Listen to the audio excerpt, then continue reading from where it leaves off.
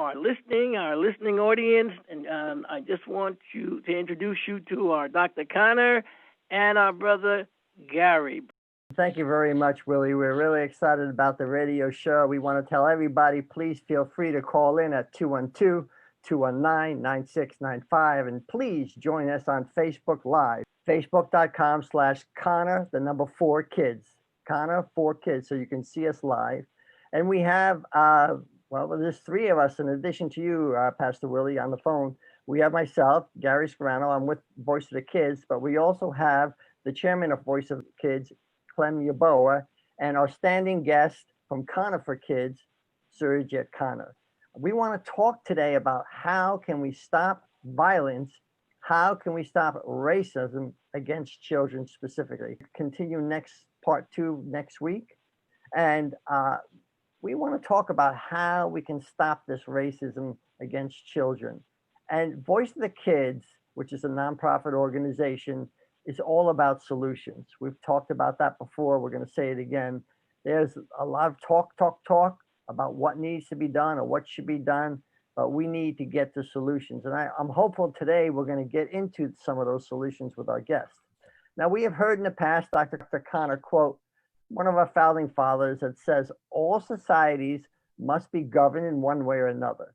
The less stringent a government, the more individual self-government there should be. The less they rely on public law or physical force, the more they must rely on private moral restraints. In other words, if people are self-governing themselves, there is no need to have a police force to make sure that people are not racist or make sure that they're not violent. But that is not what's going on. Men, in the word, the quote goes on, must be controlled by a power within or a power without. I want to introduce our 2 guests, and we want to get into the conversation because we talked in the past about morality and the compass of leading us to a balanced society. There seems to be some imbalance lately, specifically about racism, specifically about violence against children. And Dr. Connor and Clem Yeboah, I'm going to open up for conversations for you now. Hey, thank you very much, Gary. And thank you very much, Brother Willie, for giving us the chance again. Brother Willie, we have a wonderful, wonderful God's child here, Clem Yeboah. He is, not only the chairman of Voice of the Kids, he's also a CPA, and also he is a descent from Ghana. So the things which we are talking today and the whole world is talking started from US. This pandemic, we started talking about racism, which was everybody thought, especially the children, that racism is all done, all over since Dr. King, who protested, got the civil rights, and then everything is done. Actually, you know what? No, everything came into surface few months ago when George Floyd was killed. Before that, few other things happened. So this topic, which Gary kind of put in our lap today, is very interesting topic. How to stop violence. Well, before stopping something, it is very important for us to identify what are we stopping. So what are the topics or elements that we need to identify first? That's why we have this important guest, Mr. Yeboah, joined us, where he can talk about what are the identifying elements. Then only we can talk about stopping them. But before stopping, before doing anything else, we need to first identify. And after identification, we need to see how to have the solution for stopping it. That's why Gary said that we're going to have 2 sessions. Maybe this might take a couple of sessions, but this is very important because, Brother Willie, if you remember, last few shows, when I was physically there, you also said some of the Black parents are baffled when their children comes and ask, Dad, how can we stop this violence which is happening? And the fathers, the parents don't have an answer to it. So we thought this is very important that the children and the parents, both of them, need to understand the process. And again, like Gary said, this is all about a lot of talking going on, but we are focused.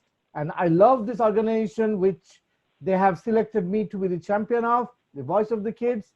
And that's what provides solution. It directs to where we can do the solution. So Clem, what do you think are the identifying elements which you see needs to be brought in surface before we can even talk about how to address it? I'm glad that you have me here today to also share this conversation. Gary, I'm happy to see you. And Willie, I've heard a lot of good things about you. And today I'm going to get to see you and talk to you also. Absolutely, absolutely. It's good to hear your voice.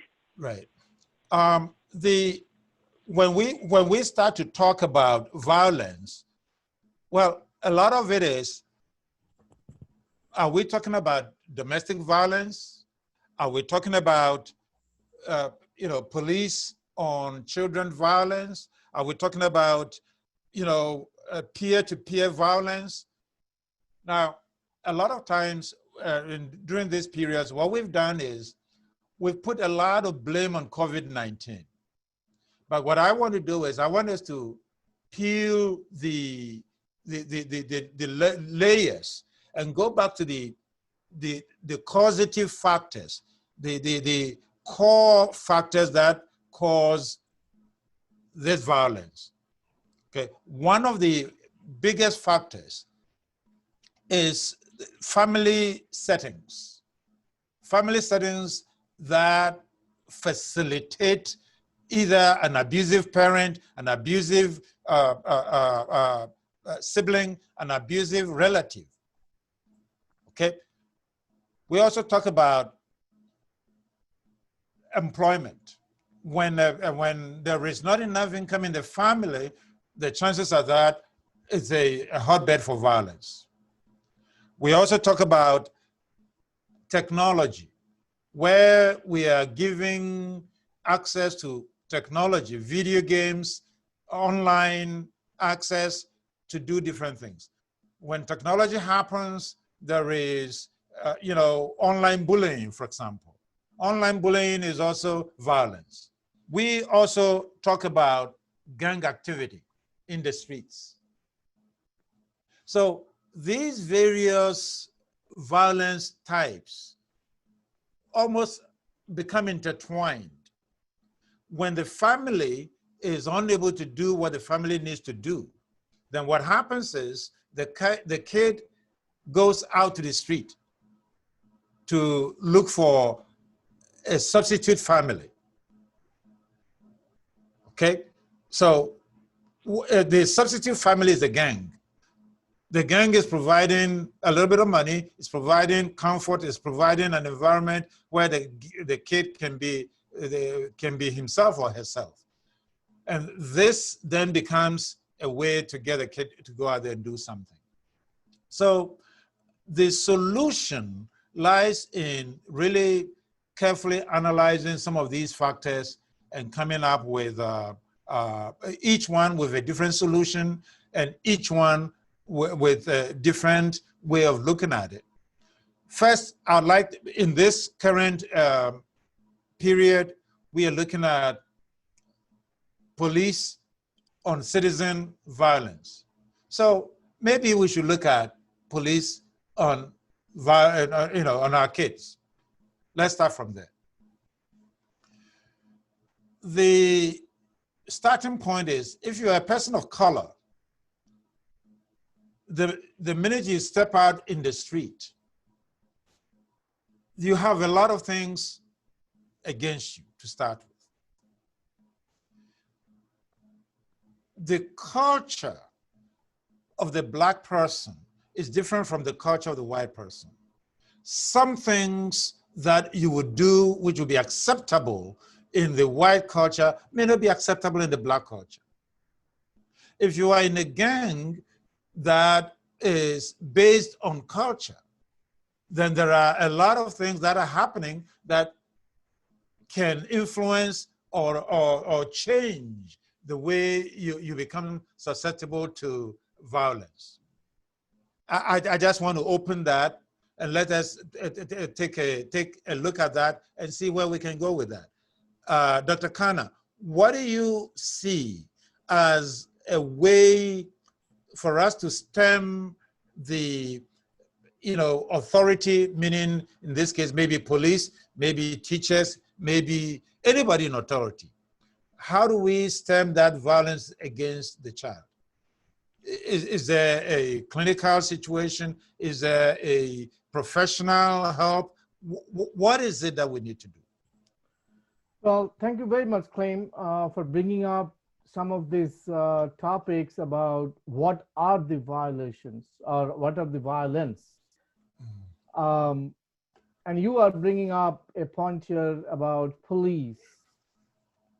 Well, I think you did bring a good point saying that police are needed for balancing the society, balancing the community.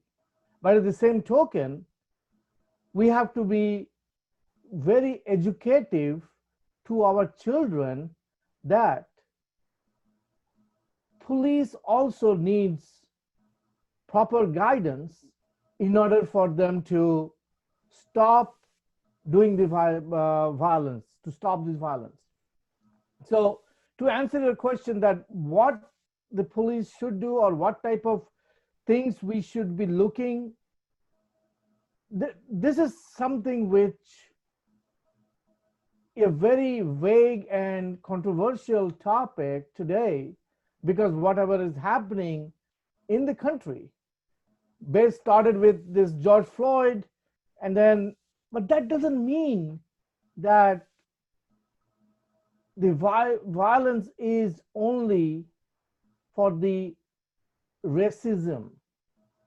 The violence are because you rightly pointed out in the beginning of this conversation, lack of proper food, lack of proper income, lack of housing, lack of clothes, lot of factors, and this pandemic did not help. So that's where the violence starts. The violence also starts, I feel, you can jump in at any time and see that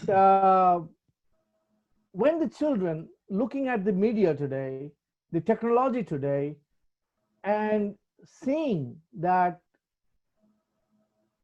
these things are happening around them, before even pandemic, the things that happened in the school, the things that happened in Florida, in Las Vegas, and all these places. Why those things happened? Why children or even adult goes and shoots somebody? Because the other person is not of his belief or his mindset or his color. This is the end of part 1 of How to End Racism and Violence Against Children. Please watch here for part 2 and future parts of this exciting discussion with Voice of the Kids Chairman Clem Yeboah and Khanna for Kids, Dr. Surajit Khanna.